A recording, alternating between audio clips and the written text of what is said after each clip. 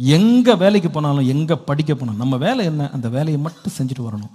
கர்த்தர் நம்மை பார்க்கிறார். மனுஷன் முகத்தை பார்க்கிறான், தேவன். இந்த கல்யாணம் ஆயிடுச்சுன்னு சொல்றாங்க. ராத்திரி 12 மணிக்கு ஒரு ஃபீமேல் ஸ்டாஃப் வந்து கால் வருது. 1 hour பேசிட்டு இருக்காங்க. என்ன பேச்சு? ஆஃபீஸ்னா ஆஃபீஸோட இருந்துக்கோ. இல்லை அவங்களுக்கு ஃபேமிலியில் ஒரு ப்ராப்ளம். உன்னை யாருப்பா லாயரா வச்சா? லாயரா படிச்சா நீ லாயரா ஜட்ஜா? அவங்க கதை உனக்கு எதுக்கு? அவங்களுக்கு அவங்க குடும்பம்னு ஒன்று இருக்குல்ல, அவங்க அப்பா அம்மா இருக்காங்க, சொந்தக்காரங்க இருக்காங்க, அவங்க பார்த்துக்கிட்டோம். நீ இப்படி வந்து ஃபயர் இன்ஜின் மாதிரி எப்பவுமே நம்ம ஒரு ரெஸ்கியூ மோட்லேயே இருக்கக்கூடாது. எல்லாருக்கும் நிறைய பேர் ரெஸ்கியூ பண்ணுறேன் இவங்களும் ரெஸ்கியூ பண்ணுறதுக்கு ஆள் போக வேண்டியதாகிடுச்சு. இப்போ அவங்க ரொம்ப பிரச்சனையா, அவங்களுக்கு ரொம்ப பாடம்.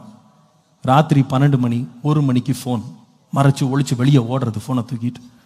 கணவன்மார் மனைவி மாதிரி. இப்போ ஆஃபீஸில் ஒரு பையன் ரொம்ப அவசரமாக, நீங்கள் தான் எனக்கு ஆறுதலே, நீங்கள் தான். கேர்ஃபுல்லாக இருந்துக்கப்பா, உன்னை பார்த்து நாங்கள்லாம் பரிதாபப்படுற மாதிரி ஆயிடக்கூடாது. ஒழுக்கமாக வாழ வேண்டியது அவசியம். ஒரு ஊழியக்காரனா அடிக்கடி இதை பற்றி நான் சிந்திக்கிறேன், நான் யோசிக்கிறேன். ஏன்னா பல ஆயிரக்கணக்கான குடும்பங்களை கர்த்தர் கருத்தில் கொடுத்துருக்காரு. பல ஆயிரக்கணக்கான வாலிபர்கள் கையில் இருக்கிறாங்க. Stay within the limits. That's thing I teach and I learn by God's grace. கர்த்தருடைய கிருபையினால் அதை பாதுகாத்துக்கொள்ள கர்த்தர் கிருபை கொடுத்துருக்கிறார். அதனால தான் ஊழியம் செய்ய முடியுது. அல்டா you are done, you are finished.